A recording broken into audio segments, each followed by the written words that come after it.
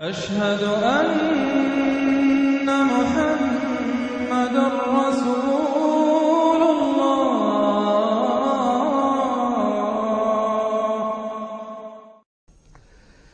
کل میں نے اشارہ کر دیا تھا کہ قرآن حکیم میں سورۃ البلد کے بعد 4 جو صورتیں ہیں ان کو ایک مشترک عنوان ان کے لیے میں نے تجویز کیا ہے 4 سورہ نور و ظلمت۔ ان 4 صورتوں کے شروع میں قسمیں ہیں، چنانچہ پہلی صورت میں قسموں کا حصہ بہت بڑا ہے، جیسے ہم نے پہلے دیکھا تھا سورہ تکویر میں اذا الشمس کورت سے چل کر 13 آیتیں چلی تھیں، اور اس کے بعد ایک آیت آئی تھی جس پر کہ ان سب چیزوں کو جا کر پھر مرکوز کیا گیا، علمت نفس ما احضرت۔ لیکن سورہ انفطار میں صرف 4 آیتوں کے بعد وہ مضمون آیا اور زیادہ کھل گیا۔ وہی ترتیب یہاں ہے۔ اس میں یہ دیکھیے کہ 8 آیتیں آئیں گی کہ جس میں قسمیں ہیں، اور 2 آیتوں میں پھر جواب القسم ہے، کس بات پر قسم کھائی گئی ہے، اور وہ بڑا مرکزی مضمون ہے، بنیادی مضمون ہے۔ اگلی صورت میں سورۃ اللیل میں قسموں والا حصہ کم ہو جائے گا اور وہ بنیادی مرکزی مضمون مزید کھلے گا۔ پھر اس میں سے جو ایک پہلو ہے اس مضمون کا وہ پھر اپنے نقطۂ عروج کو پہنچے گا سورۃ الضحیٰ میں۔ اس طرح تدریجاً یہ مضمون آگے بڑھ کر مکمل ہو رہا ہے۔ والشمس وضحاها، قسم ہے سورج کی اور اس کی دھوپ کی۔ والقمر اذا تلاها، اور قسم ہے چاند کی جبکہ وہ اس کے پیچھے آتا ہے۔ تلاها، تلا یتلو، پیچھے آنا، فالو کرنا۔ قرآن مجید کی تلاوت کا لفظ بھی اسی لیے، پڑھنے کے لیے تلاوت کیا ہے کہ آپ اس کے ٹیکسٹ کو فالو کر رہے ہوتے ہیں۔ بسا اوقات انگلی بھی ساتھ چلتی ہوتی ہے، جو زیادہ ماہر نہیں ہوتے ان کو دیکھا ہوگا کہ وہ کہیں ایسا نہ ہو کہ اس سطر کو چھوڑ کے اس پہ آ جائے، انگلی ساتھ چلاتے ہیں۔ اور اسی سے پھر یہ کہ اس کا اس قدر معنی پیدا ہو گئے کہ قرآن مجید پڑھنے کا جو حقیقی مقصد ہے اسے فالو کرنا ہے، اس پر عمل کرنا ہے، اس کا اتباع کرنا ہے۔ اس اعتبار سے بہترین لفظ جو ہے وہ اختیار کیا گیا، لیکن لغوی معنی اس کی کیا، کسی کے پیچھے آنا۔ تو قسم ہے سورج کی اور اس کے دھوپ چڑھنے کی، اور قسم ہے چاند کی جبکہ اس کے پیچھے آتا ہے۔ والنہار اذا جلاھا، اور قسم ہے دن کی جبکہ وہ اس کو روشن کر دیتا ہے۔ اگرچہ شکل تو یہ ہے کہ سورج سے دن روشن ہوتا ہے، لیکن یہاں اس میں بہت لطیف نکتہ پیدا کیا ہے کہ دن ہوتا ہے تو ہمیں سورج نظر آتا ہے، تو گویا کہ دن نے سورج کو نمایاں کیا ہے، اس لیے کہ آگے اس کا ہم بدن آ رہا ہے واللیل اذا یغشاھا، اور قسم ہے رات کی جبکہ وہ اس کو یعنی سورج کو ڈھانپ لیتی ہے۔ سورج کو رات نے ڈھانپ لیا، دن نے گویا کہ اس کو نمایاں کر دیا۔ والسماء وما بناھا، اب دیکھیے جوڑے جوڑے آ رہے ہیں یہ، سورج اور چاند، دن اور رات۔ والسماء وما بناھا، اور قسم ہے آسمان کی اور جو اسے بنایا، تعمیر کیا۔ والارض وما طحاھا، اور قسم ہے زمین کی جبکہ اس کو پھیلا دیا، بچھا دیا، بچھونا بنا دیا۔ وَنَفْسٍ وَمَا سَوَّاهَا، اور قسم ہے نفس انسانی کی اور جو اس کو بنایا اور درست کیا، اس کو نک سک سے درست کیا، اس کا تسویہ کیا، اس کو سنوارا۔ فَأَلْهَمَهَا فُجُورَهَا وَتَقْوَاهَا، یہاں تک کہ اس کے اندر نیکی اور بدی کا علم الہامی طور پر رکھ دیا، الہام کر دیا اسے، اس کا فجور بھی اور اس کا تقویٰ بھی۔ اب یہاں قسم کھائی گئی قد افلح من زکاھا وقد خاب من دساھا، جس نے بھی اپنے نفس کو پاک کر لیا وہ کامیاب ہو گیا، اور جس نے اسے مٹی میں دفن کر دیا وہ ناکام ہو گیا۔ اصل مضمون یہ ہے مرکزی 2 آیات کہ انسان کے پاس کوئی ایک امانت ہے، اس کا ایک نفس ہے جو اللہ نے اسے دیا ہے۔ اس نفس کو جس نے پاک کر لیا، سنوار لیا، بنا لیا، جس کے لیے ہم مختلف الفاظ استعمال کرتے رہے ہیں، تعمیر سیرت، تعمیر خودی، کریکٹر بلڈنگ، ایک انسان اپنی شخصیت کو بناتا ہے۔ تو جس نے تو صرف بنانا، لیکن اس کے علاوہ پاک کرنا، بنانا اس معنی میں کہ تمام رذائل سے اس کو پاک کیا جائے اور فضائل سے اسے سنوارا جائے، اسے منور کیا جائے، مزین کیا جائے۔ تو جس نے اپنے نفس کو پاک کر لیا، مزین کر لیا، فضائل سے مرصع کر لیا، مسجع کر لیا، وہ کامیاب ہو گیا۔ خواہ یہاں پر اس کے پاس جائیداد نہ بنی ہو، دولت اس کے پاس جمع نہ ہوئی ہو، دنیا والے اس کو جانتے بھی نہ ہو، وہ غیر معروف آدمی ہو، کچھ بھی ہو، یعنی ایک معیار ہے کامیابی ناکامی کا جو ہم لوگوں کے سامنے رہتا ہے۔ کامیاب کون ہے؟ زیادہ پیسے والا، زیادہ دولت والا، جو زیادہ پروفیشن میں شائن کر گیا، بزنس میں آگے نکل گیا، کسی بھی اعتبار سے۔ لیکن اس میں زور ہے قد افلح من زکاہا، اصل میں کامیابی اور فلاح تو اس کی ہے۔ اور یہ فلاح کے لفظ پر ہم غور کر چکے ہیں سورہ مومنون کے شروع میں، کہ یہی جو انسان کی اندرونی شخصیت ہے، انا یا خودی جسے ہم کہتے ہیں سیلف، جس کو کہ پروفائڈ نے سیلف قرار دیا ہے، اس سیلف کو اپنی اڈ اور لیبیڈو کے تسلط سے آزاد کرانا اور پھر اس کو بلڈ کرنا، اس کو ڈیولپ کرنا، تعمیر خودی، یہی علامہ اقبال کا فلسفہ ہے۔ تو یہ ایسے ہی ہے کہ جیسے کہیں خزانہ تھا، آپ نے کھود کر اس میں سے خزانہ نکالا، تو یہ ہمارا سیلف جو ہے، ہماری خودی جو ہے، یہ بھی در حقیقت ہمارے اس حیوانی وجود کے اندر دفن ہے۔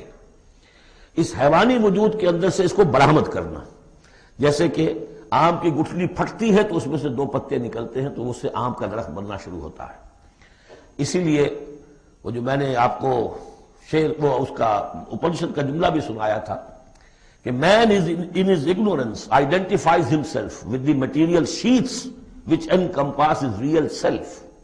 اصل خودی، اصل انا، اصل میں وہ کون ہے؟ یہ میرا وجود ہے، یہ میرا جسم ہے، یہ میرے ہاتھ ہے، یہ میرے پاؤں ہیں، لیکن میرا میں ایک پوزیسو موڈ میں ایک پروناؤن آیا ہے، تو جو پوزیس کر رہا ہے جسم کو وہ کون ہے؟ وہ ایک اس کی اندرونی لطیف شخصیت ہے، اسے انا سے، خودی سے، سیلف سے تعبیر کرتے ہیں، اور در حقیقت وہ عبارت ہے اس روح سے کہ جو اللہ تعالیٰ نے پھونکی ہے اس میں، وَنَفَخْتُ فِيهِ مِن رُوحِي۔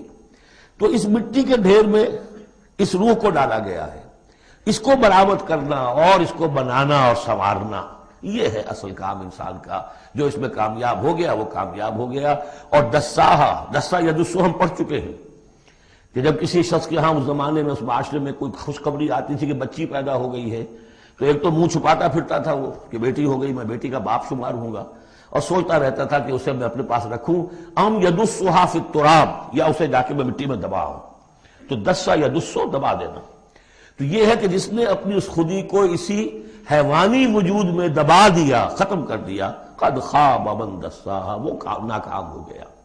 اب اس حقیقت پر ایک تو میں نے آپ کو نوٹ کرایا تھا کل کہ سورۃ الاعلیٰ پڑھتے ہوئے میں نے کہا تھا کہ بعض مضامین جو ہیں جو ان صورتوں میں آ رہے ہیں وہ سورۃ الاعلیٰ میں ان کی اصل جڑ پڑ چکی ہے، اور اس کی آخری 6 آیتیں جو ہیں وہ کیا ہے؟ قد افلح من تزکا وذکر اسم ربہ فصلی بل تؤثرون الحیاۃ الدنیا والآخرۃ خیر وابقی ان ھذا لفی الصحف الاولی صحف ابراہیم وموسیٰ۔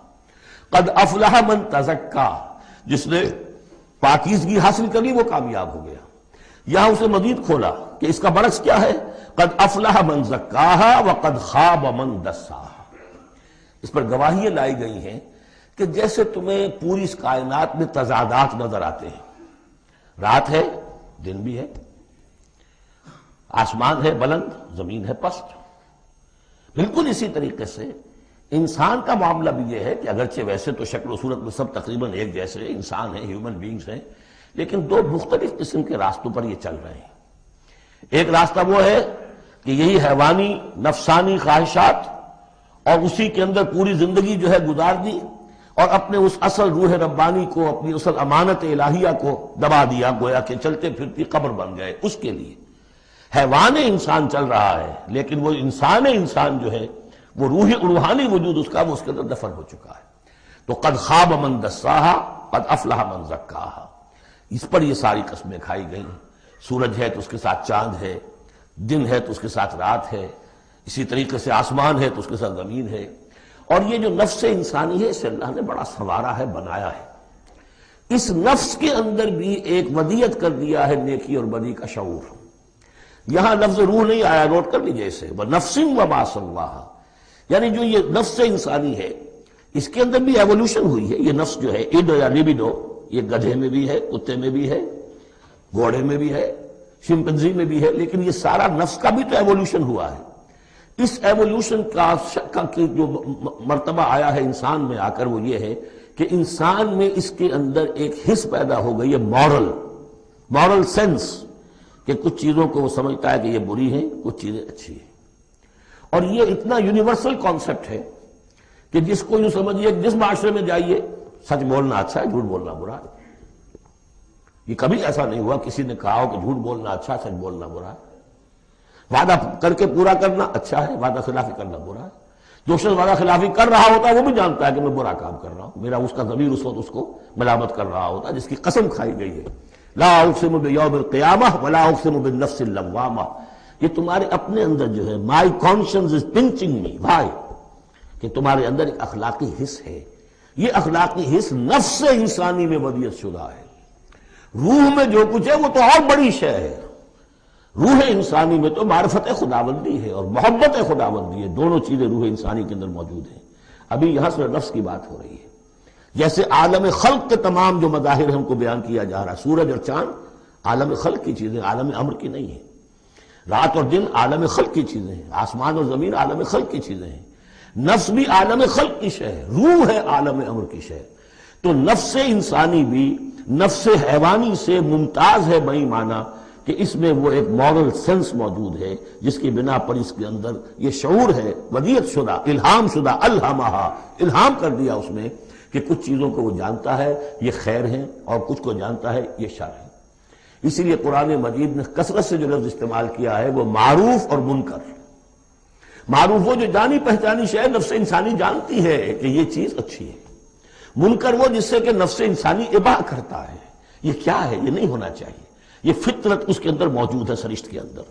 اب مرحلہ صرف یہ ہے کہ جب یہ بنیادی بیج تو اللہ نے تمہارے نفس میں ڈال دیا، اب اسے پروان چڑھانا تمہارا کام ہے، اسے آگے بڑھاؤ، پروان چڑھاؤ عمل صالح سے۔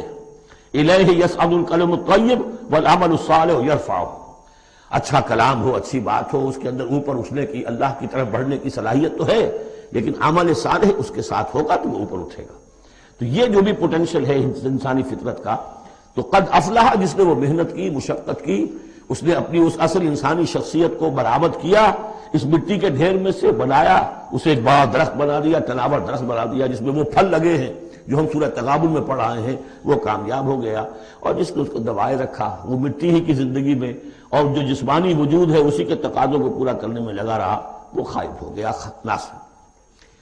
اب اس کے بعد یہ کہ یہ معاملہ جس طرح انڈیویجولز کا ہوتا ہے ایسے ہی کسی معاشرے کا بھی ہوتا ہے۔ معاشرے میں بھی کچھ لوگ ہوتے ہیں کہ جو خیر کی طرف بلانے والے، کچھ ہوتے ہیں کہ جو بدی کی طرف بلانے والے، جس طریقے سے فرد کے اندر موجود ہے اسی طریقے سے پھر اس کے اندر بھی اگر ایک قوم کا اجتماعی ضمیر جو ہے وہ زندہ رہے اور امر بالمعروف نہی عن المنکر کا فریضہ وہاں سر انجام دیا جاتا رہے تو معاشرے کی خیر ہوگی۔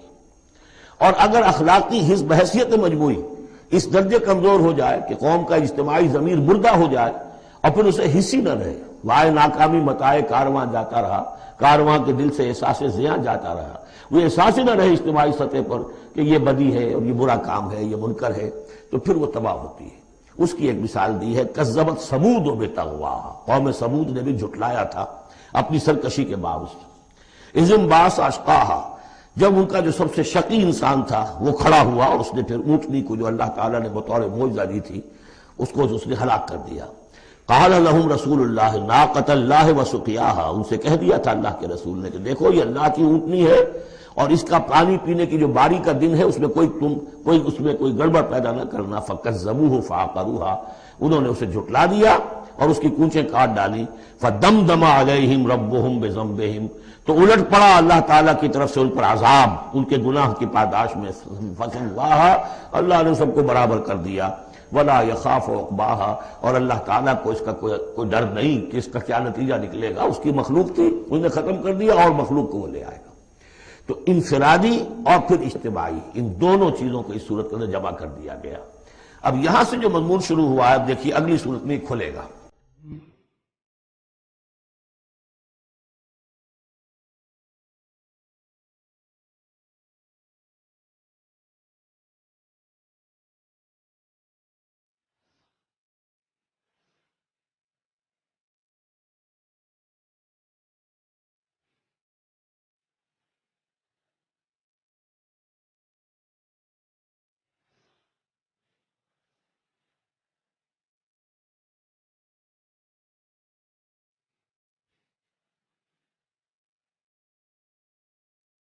مولاي